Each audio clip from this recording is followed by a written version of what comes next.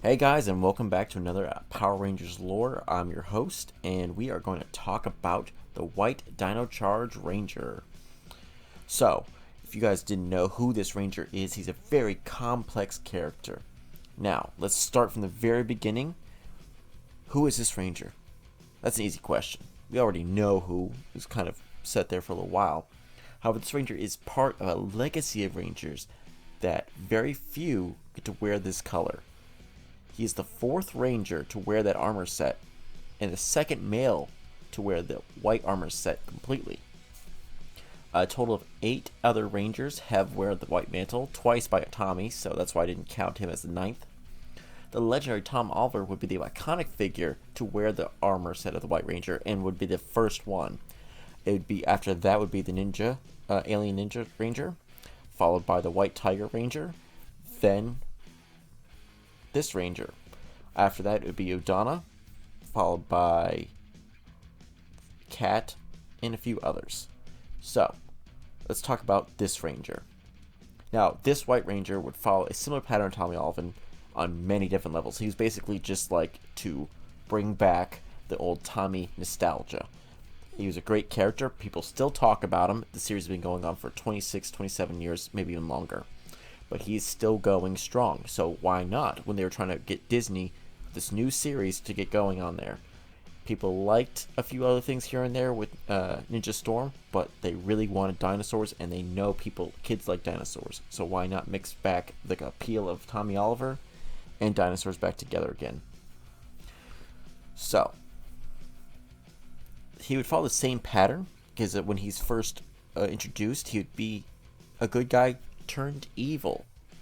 And he'd also be his own agent for a time, unlike Tommy in many ways, but we'd have more complex story going on for this guy. He'd go back and forth between a good guy and a bad guy, which I thought was a little bit better, because in the 90s they didn't really have a long sequence of events of long storytelling, except for the Tommy Oliver arc with the Green Ranger and a few other little cases of like 80 episode seasons. So this one was a long, continuous storyline with this character fully developing from the beginning to end. So let's really start from the beginning of who this Ranger was. Before he was a Ranger, he was Trent Fernandez-Mercer. He would be the adopted son of the multi-billion-dollar paleontologist, scientist, and doctor. Sorry, I messed up some of the words. Anton Mercer. Now, where did Anton get his money? I can tell you right now, there's no doctor out there who is a billionaire, multi-billionaire, or a scientist who is not Batman in some sort, or Iron Man. Neither of those two there. But he was not those other things. All I ever saw him was a suit, so I don't know what type of doctor he was. And a paleontologist, they don't make money. I can tell you right now. I've done multiple storylines and basically Indiana Jones and stuff. None of them have any real money. It's just movie magic. Where does he get his money? Probably a big red flag there. Just gonna say that. Big red flag. Big red flag. So anyway, Anton adopts Trent after his parents die in a cave-in during a dig that Anton was working on with them. Around this time, I would probably have to say that Anton was already under the possession of Mesogog, and I think maybe it could have caused that cave himself. It's not hinted at, it's never talked about, but it's one of those things that Tommy knows Anton beforehand, and they never talked about it. So it's been like a big gap in time period there, maybe a year or so, and they never talked about this. So he could have adopted him, but I'm not 100% certain.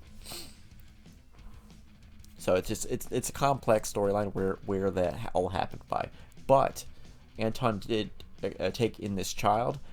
He had a relationship with Trent's parents beforehand. It said basically if anything did happen to him, he would adopt them, and he treat him like a father.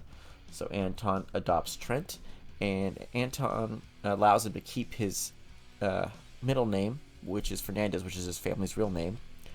And so he goes by Trent Fernandez-Mercer as a, hey, I still have memories of them.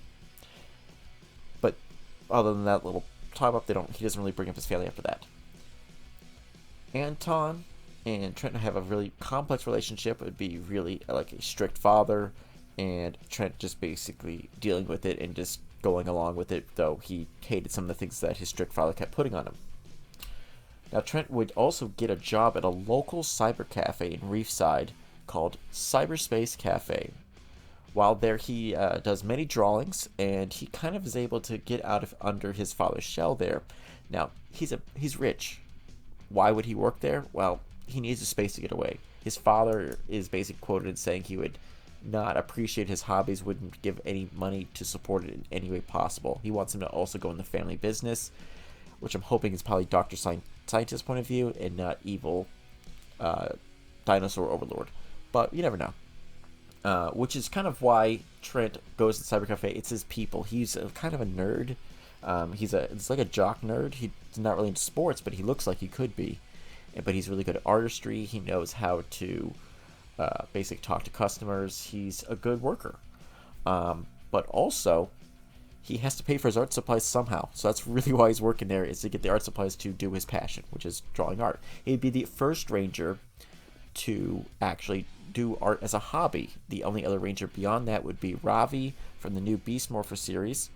So it's kind of like the same story like there. They would not appreciate it. Their family member was not very supportive of that. So they'd push him to do something else. So nice little line of entanglements there. So when Trent would meet the Rangers, he would meet them at the Cyber Cafe, but he wouldn't know they were Rangers. He would meet them out of morphing suit and basically as normal people, and because he'd work there and they'd come in and ask for drinks and stuff like that. And also they would go there because Haley is the owner of the cafe who Trent works for, and the Rangers also see her as a mentor and technical advisor. She builds them many different things, helps them unlock technologies, boots up the Zords and all type of stuff. Trent and everybody else had no idea about this. So going on through this, she would get upset with him sometimes and go, you need to do more. She would also be like a mother figure to him and push him on to do his actual artistry and stuff like that. So it's kind of like a little mother figure there. However, that's quickly pushed aside when early on it's established there's some chemistry going on between Trent and Kira as the main emotional tag there. Don't need a mother figure if I've got a girlfriend.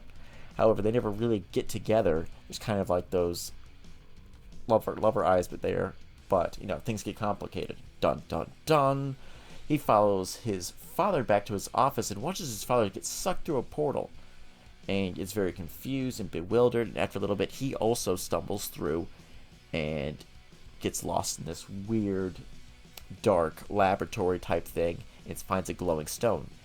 He touches it because curiosity kills the cat, and he finds the white morpher Dino Gem latched onto his wrist. He's confused and scared, and all of a sudden the morpher just activates and turns him into the White Ranger.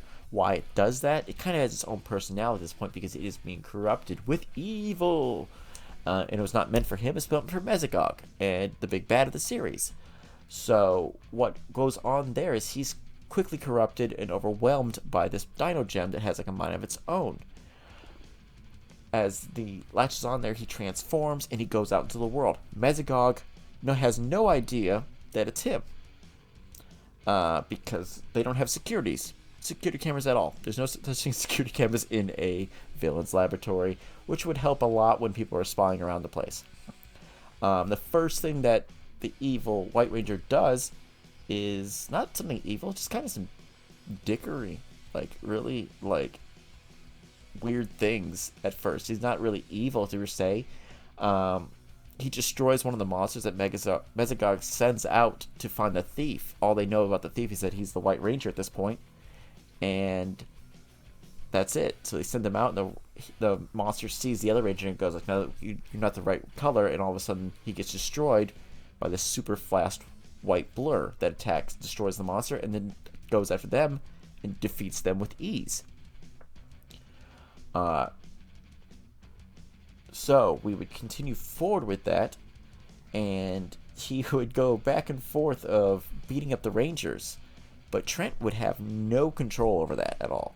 No control whatsoever of the form, and no memories, reality-wise, that he was the White Ranger, but he'd feel extremely drained.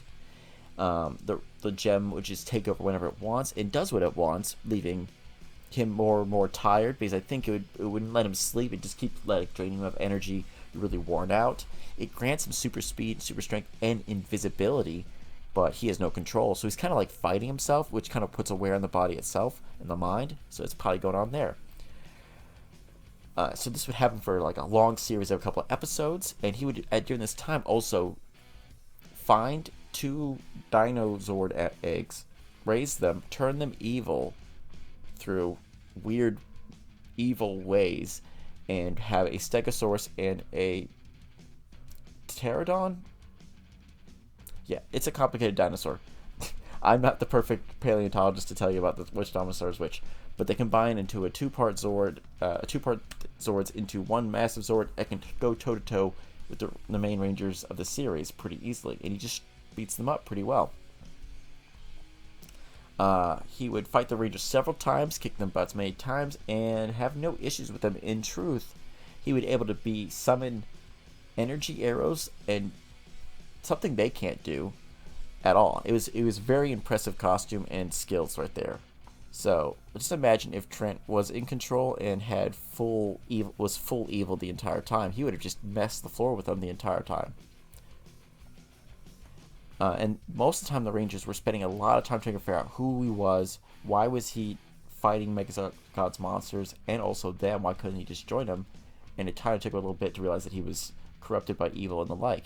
Later on in the series, like a couple episodes later, they would find out that it was Trent, and they would go, oh, he's just corrupted by the gem. However, the Mesogog and his forces would turn him fully evil and stabilize the reaction. He would be kind of a loner until then, and then fully be turned, and eventually allying with Mesogod fully. He would seal Tommy in amber, and that would keep Tommy out of the fight for some time, which was a major asset loss there. He would betray when it's beginning to be suspected that he was going to betray Mesogog. Mesogog wasn't going to deal with that and immediately tried to kill him. Like, had this life-draining machine, and it would be set to destroy him and trapped him that way. He would have been destroyed if it wasn't for the fact that there was interference on the side of Anton, reverting back from Mesogog into Mercer and changing the machine and having it hit the Dino Gem, which would basically wipe the evil from the Dino Gem. At the same time, it would keep the Dino Gem still intact of giving him Ranger powers. Who would have thunk? It's a story of convenience. Good job, though. Kind of a better explanation of how it is rather than other past experiences of evil Rangers becoming good. So going on there, Trent would go back to the Rangers and say, I'm going to help stop Mesogog, but not before he said he was going to swear to keep his father's secret that he is Mesogog, back and forth, because there's 2 separate identities there. They're both the same person, but they're not. Mesogog's Mesogog and Anton's Anton. They both had different cryotels, but Mesogog also basically goes, I'm not going to go after Trent at all for some reason. It's like a weird, complex relationship they have going on there, but they keep it going. Now, the Rangers don't trust him at first, and they have a hard time trusting him because the last time they trusted him, he turned Tommy into a Ambersicle. So we keep going on there. He would only gain their trust through saving Tommy from the hands of Zeltrax. It's like Zeltrax was about to stab and kill him, and he stopped him and fought him off and saved Tommy. He would fight alongside the Rangers from there on for the rest of the series, but would keep that secret of his father being Mesogog for up until the very end. He would keep living with him, even threatening and to make some sort of deal with Mesogog, but not revealing the secret the entire time. They would go back and forth. It had to be like a very stressful, I have to lie to my friends, but also I have to protect my father. It was a very complicated relationship that going on there. So he would actually lose their trust with the Rangers because of this secret he was keeping, because it's revealed that Mesogog and Anton are the same thing as he transforms, and basically Mesogog throws him under a bus and goes like, you betrayed me, you set this up, this is what you get. And so the Rangers kind of push him away. He comes back, explains himself why he was doing it, that he was basically doing it to save his father. He was going to find some way to save his father. But also at the same time, he has to go. Connor doesn't trust him at all. So he has to go and save Connor from being killed himself. and that kind of gets the trust back that he was actually doing it for a good reason, not just to be evil. He would also go back and forth and spy on the bad guys and come up with a plan to save his father, which worked in the end, but it needed a lot of trust in the Rangers, and in the end they did trust him. He would also lose his powers as he sacrifices them to kill Mesogog one last time, because Mesogog started like cloning himself in the end of the series. So that is the Ranger that we... But however, we're not done there. Throughout the series, we have an evil clone made of him, as well as a monster form as well. They would go back and forth. The clone and him would constantly fight until the clone is eventually destroyed by him in a single combat. The monster is called the White Pterosaur. Pterosaurus. Yeah, It's a very complicated name. He would have to deal with this battle, and the other Rangers would fight it and destroy it. Now, they would make another version, naming it, I get you not, White Pterosaurus 2. And it would also follow the same fate and be destroyed. Apparently, the villain saw the evil version of the White Ranger as a great asset and tried to keep doing it. However, in the end, it always fails. Now, Trent and his Rangers would appear in the following series of SPD, known in the episode as Wormhole, when the SPD goes back in time, because Emperor Grum as well does, and allies with Zeltrax, and the Rangers all out together and beat up the forces, and Grum has to go back through time, and the SPD Rangers have to leave as well, but before they leave, they wipe his memory of all the events, as well as all the other Rangers, so it doesn't mess with the timeline, which gets complicated later on because of the things going on with Shattered Grid, but that's a complicated time reset. We're not going to talk about that. He would also reappear in Megaforce fighting against the Legion of X-Bots, and also appear in Ninja Steel. Now, in Ninja Steel, he had a much bigger role because he'd be captured by the forces of Lord Draven with a bunch of the other past Rangers. He would get his powers back and fight off the evil clone Rangers that were being made out of him. How he got his powers back, it is not speculated how. More of just Sabin magic there, but all the fun stuff there. Now, from the beginning of the series, we see Trent as this ranger this kid who is just kind of like not very confident of his abilities, not very confident of himself at all. He has to hide what his passions are from his father, and kind of like hide from his friends. It's like he would get like pats on the back from them, but he goes like, is it real or are they just saying it? He never really had somebody he could get close to. But as things go on, he becomes this character who's very confident, showing off his arc's work, and in himself. He's able to be able to talk to his father on a personal level, grow through there, and I saw that as a great arc for him throughout the entire series. He didn't have to, like, Tommy was just kind of like the man all the way through, and no one didn't trust him after he became good. So, like, this character would have a much better arc overall for basically a carbon copy of Tommy with his own storyline. Much better, in my opinion. Now, that is the episode on the White Ranger. I hope you guys liked it.